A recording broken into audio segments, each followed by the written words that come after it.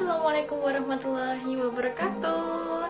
Helvi balik lagi nih, tapi dengan tugas presentasi yang berbeda, yakni dari mata kuliah komunikasi data dan interface. Nah, ada 9 hal pokok pembahasan hari ini. Nah, kita mulai saja.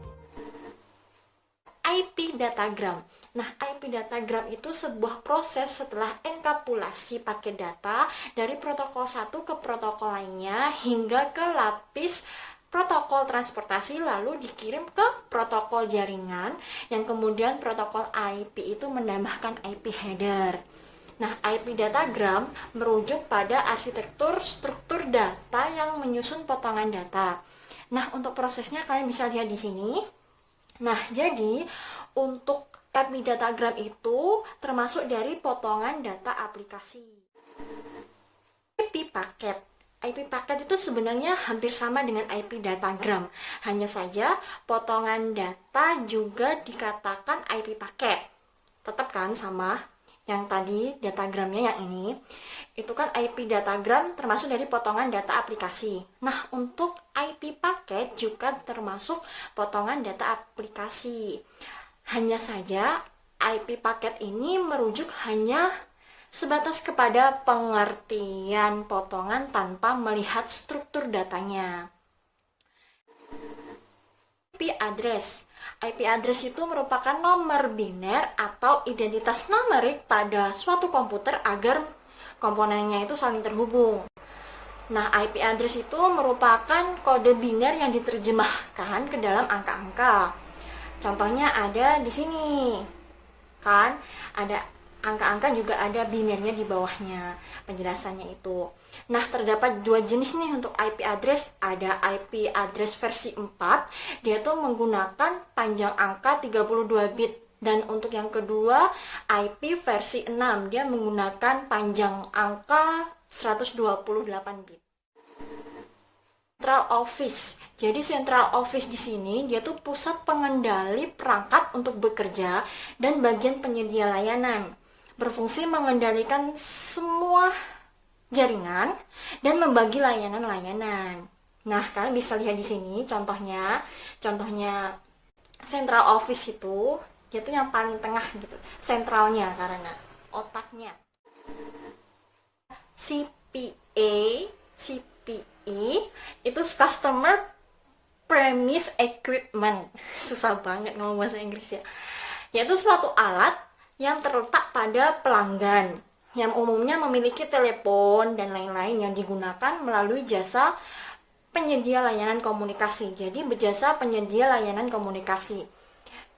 Bisa dilihat di sini.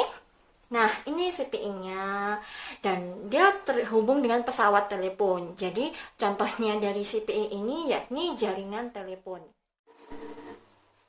ISP atau Internet Service Provider.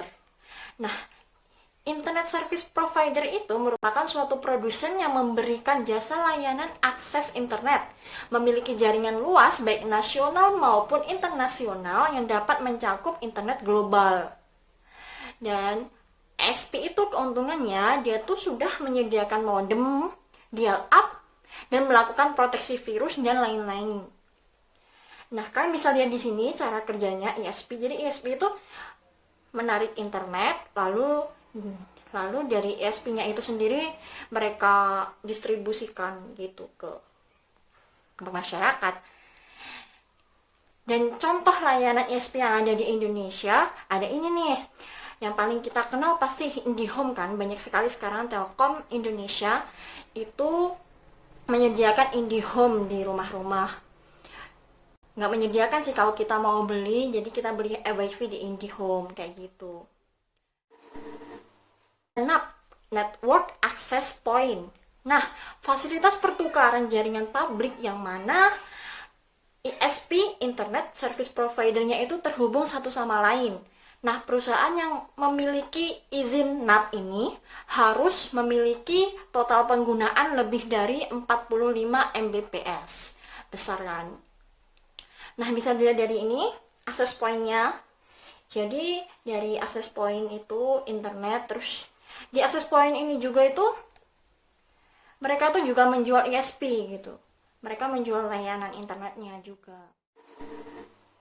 NSP, Network Service Provider.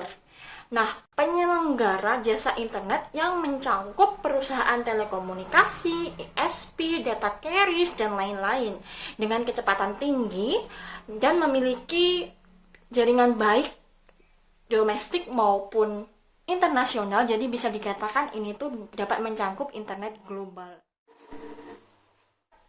POP, Point of Presence. Jadi ini tuh suatu metode yang menunjukkan keberadaan nomor akses lokal di jaringan data umum.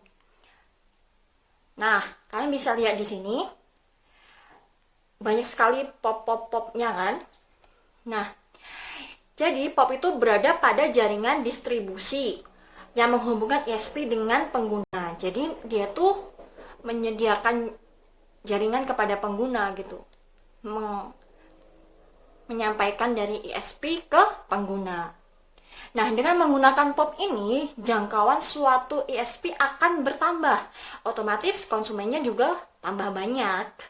Nah, POP ini memiliki kesediaan jaringan secara keseluruhan. Jadi, banyak sekali kan di contoh gambar ini. Contoh gambar ini, POP-POP-nya itu ada banyak banget.